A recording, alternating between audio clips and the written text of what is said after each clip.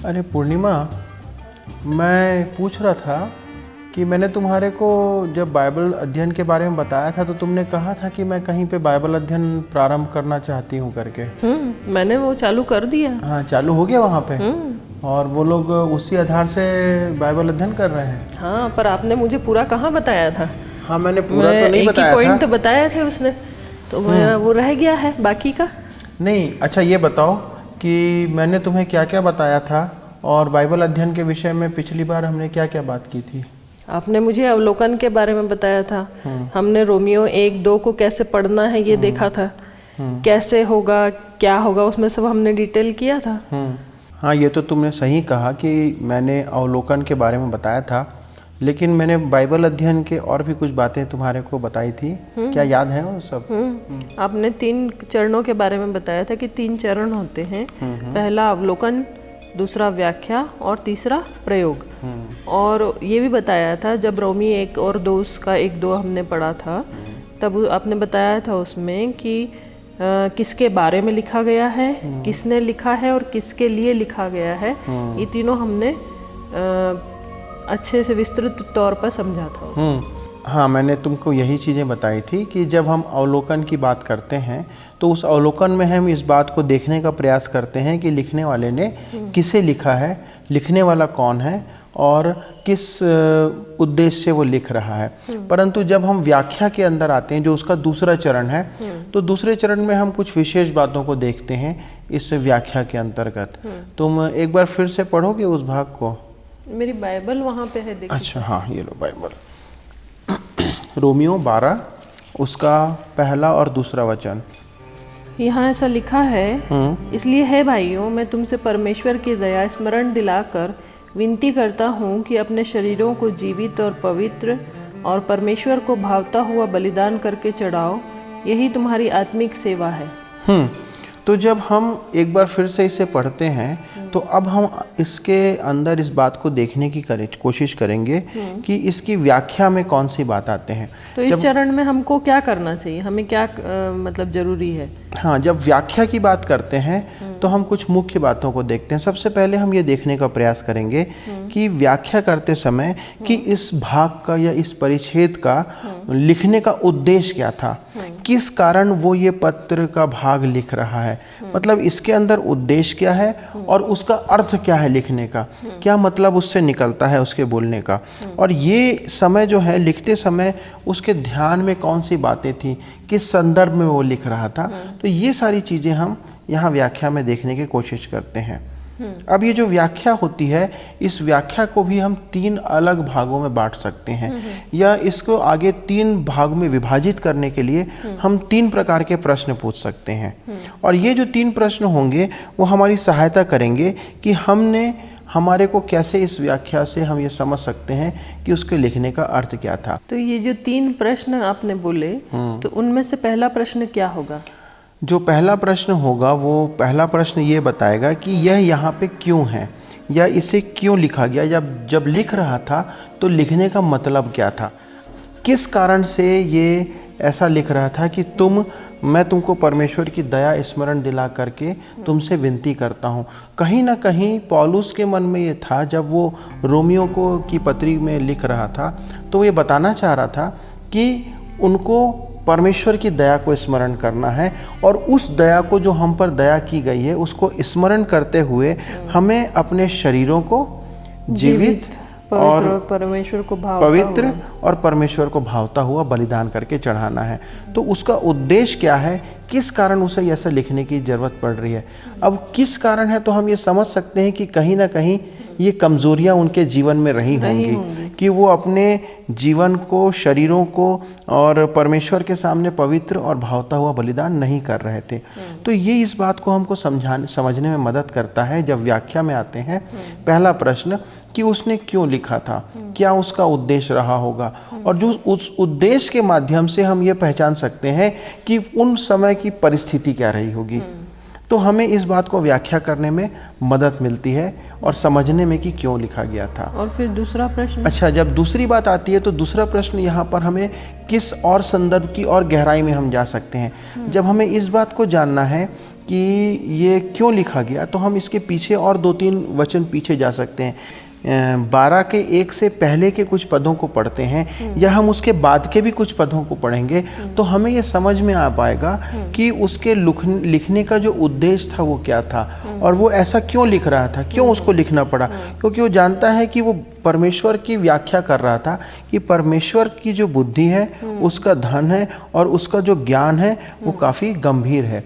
और उस गंभीर बात के विषय में जब हम सोचते हैं, हम उसको ध्यान करते हैं, तो आवश्यकता है कि हमको भी बड़ी गंभीरता से अपने जीवन को परमेश्वर के सामने जीवित भावता करके बलिदान करके चढ़ाना है। तो ये हमारी आत्मिक सेवा है। तो जब हम आत्मिक सेवा करने की बात करेंगे तो हमारे को यहाँ पर एक सहायता मिलती है पढ़ के समझने की, हमें आत्मिक सेवा की व्याख्या यदि करना है तो हम कैसे कर सकते हैं। तो ये दूसरा तरीका होता है कि हम उसके आगे और पीछे के संदर्भों को पढ़ करके हम उस भाग की या उस परिच्छेद की गहराई में उतर सकते हैं, उसकी व्याख्या में। और अब तीसरा प्रश्न क्या होगा फिर? अब जब तीसरे प्रश्न की बात आती है तो तीसरे प्रश्न का मतलब ये होता है कि हम उन सिद्धांतों की सूची बनाना चाहते हैं जो यहाँ पर हम समझ सकते हैं। मतलब हमको कुछ सिद्धांत यहाँ पर सीखने को मिलते हैं। ये कौन से सिद्धांत हैं जो हमारे जीवन के लिए और हमारी आज की कलीसिया के लिए, हमारे समाज के लिए ये सिद्धांत काम करेंगे। तो जब हम इसको पढ़ते हैं तो हमें क्या सिद्धांत मिलते हैं, कौन से सिद्धांत हम यहाँ पर समझ सकते हैं। पहला जो हम यहाँ पर सीख सकते हैं जब इसको पढ़ते हैं तो यहाँ पर इस बात को समझते हैं कि परमेश्वर पर केंद्रित होना और ऐसा कार्य करना कि परमेश्वर को हम प्रसन्न कर सकें।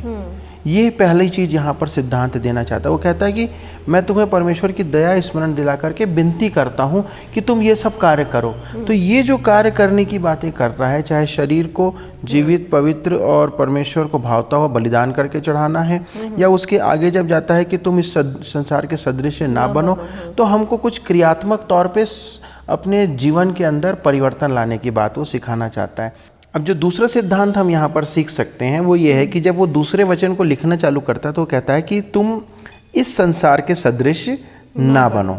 अर्थात ये कि हमें दूसरों को देख करके अपने जीवन के चीज़ों को बदलना नहीं चाहिए। क्योंकि जब वो इनको देख रहा था तो वो इस बात को समझता था कि जो मसीही लोग थे जिन्होंने विश्वास तो कर लिया था प्रभु यीशु मसीह पर, लेकिन उसके बावजूद भी उनके जीवन में एक जो परिवर्तन आना चाहिए था, वो परिवर्तन जो था वो क्रियात्मक परिवर्तन नहीं दिख रहा था। उनकी जीवन शैली पहले की समान थी। वो लिख रहा है ना, तुम्हारा चाल चलन भी तुम्हारे मन के नए हो जाने से तुम्हारा चाल चलन भी बदल जाना चाहिए। तीसरी बात वो कहता है कि तुम्हारे मनों को जो है वो नया करना चाहिए, करने की आवश्यकता है कि हम परमेश्वर की इच्छा को पूरी रीति से जान सकें। मन के परिवर्तन की बात करता है और मन के अंदर हमें परमेश्वर की इच्छा को, उसकी शिक्षाओं को जानने के लिए वो यहाँ पर एक तीसरी बात हमें सीखने को मिलती है। तो ये जो 3 जो सिद्धांत यहाँ पर हम देखते हैं, ये तो छोटी सी बात है, परंतु इसमें हम और भी गहराई में यदि उतरेंगे तो बहुत सारी बातें जो हैं, शिक्षाएं जो हम यहाँ से निकाल सकते हैं। ये सिद्धांत जो हमने निकाले ये तो बहुत अच्छे हैं, पर जैसे अब ये परिच्छेद में से हमने इन सिद्धांतों को निकाल लिया, अब उसके आगे हमको क्या करना चाहिए? अच्छा, अब ये जो तीसरा और मुख्य चरण आता है बाइबल अध्ययन का, वो है प्रयोग करना।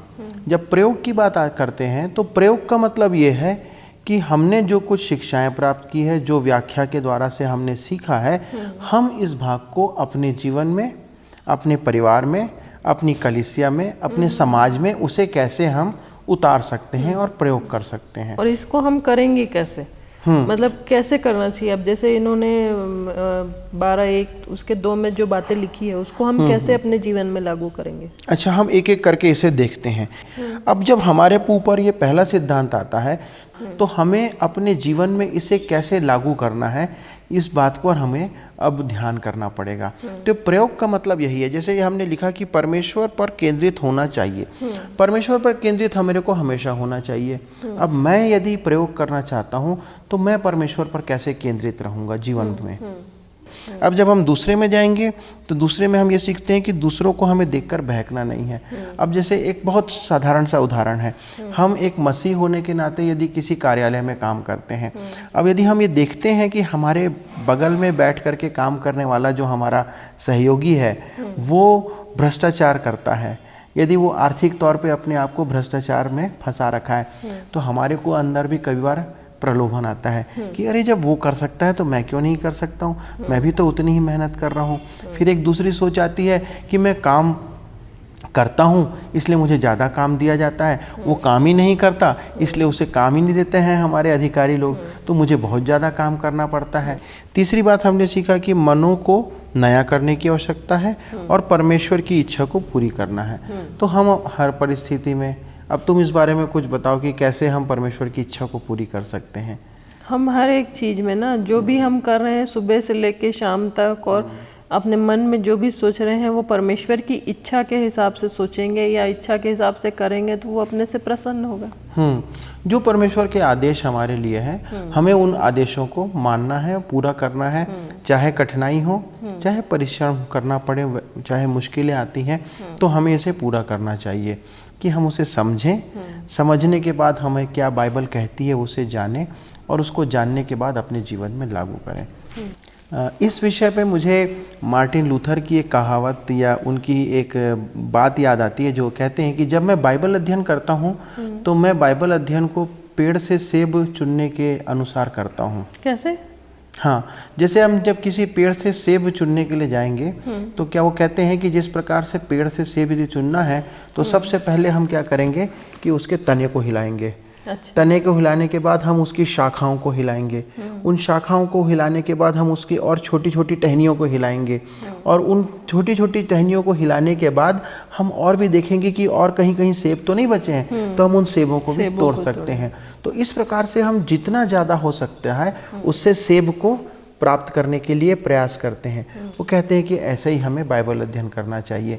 जब हम बाइबल अध्ययन करें तो आवश्यकता है कि हम सबसे पहले मोटे तौर पे उसमें क्या परमेश्वर का वचन कह रहा है उसको सीखें, फिर हम उसके बाद एक एक पैराग्राफ में जा कर के उसे सीखें, उसके बाद हम लाइन बाय लाइन पे जाएं, लाइन में क्या लिखा, क्या लाइन का मतलब निकल रहा है, उसके बाद हम शब्द बर शब्द जा सकते हैं, शब्द भी शब्द और उसके अर्थ को भी समझने की कोशिश कर उसके साथ एक एक अर्थ को समझ करके हम परमेश्वर के आदेश को हमारे जीवन में ले सकते हैं। तो ये है बाइबल अध्ययन का 3 चरण, जिसके अंदर हम सबसे पहले अवलोकन, उसके बाद व्याख्या, और व्याख्या के अंदर उसके अंदर हम कितना संदेश है उसे समझने की बात करते हैं, और उनके अंदर के सिद्धांतों को, और जो तीसरा चरण है वो है प्रयोग को हम अपने जीवन में लागू करने के लिए और अपने आप को बदलने के लिए करते हैं। तो अब मैं सोचता हूँ कि तुम इस हिसाब से उनको बाइबल अध्ययन के बारे में और जानकारी प्रदान करना। चलिए ठीक है, एक बार और इसको दोहरा ले ताकि मुझे याद हो जाए। बिल्कुल ठीक। गहन बाइबल अध्ययन के दूसरे चरण को व्याख्या कहते हैं। यह 3 कदमों में विभाजित है। पहला कदम यह खोजना कि लेखक अपने पाठकों को क्या बताने का प्रयास कर रहा है। दूसरा कदम परिच्छेद के आसपास के वचनों को देखना कि क्या वे अर्थ में कुछ और भी जोड़ते हैं। तीसरा कदम पाए हुए अर्थ में से सिद्धांतों को निकालना है। और इन 3 कदमों को पूरा करने के बाद हम गहन बाइबल अध्ययन के तीसरे चरण पर आते हैं, जिसे प्रयोग कहते हैं। इस चरण में जिन सिद्धांतों को हमने खोजा है उन्हें हम अपने स्वयं के जीवन में लागू करते हैं।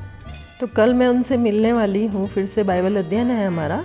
तो मैं कल ये जो 2 पॉइंट्स आपने बताए हैं इनको भी उनको बताऊंगी और कोशिश करूंगी कि वो भी इनको फॉलो करें। बहुत अच्छा रहेगा। ठीक है।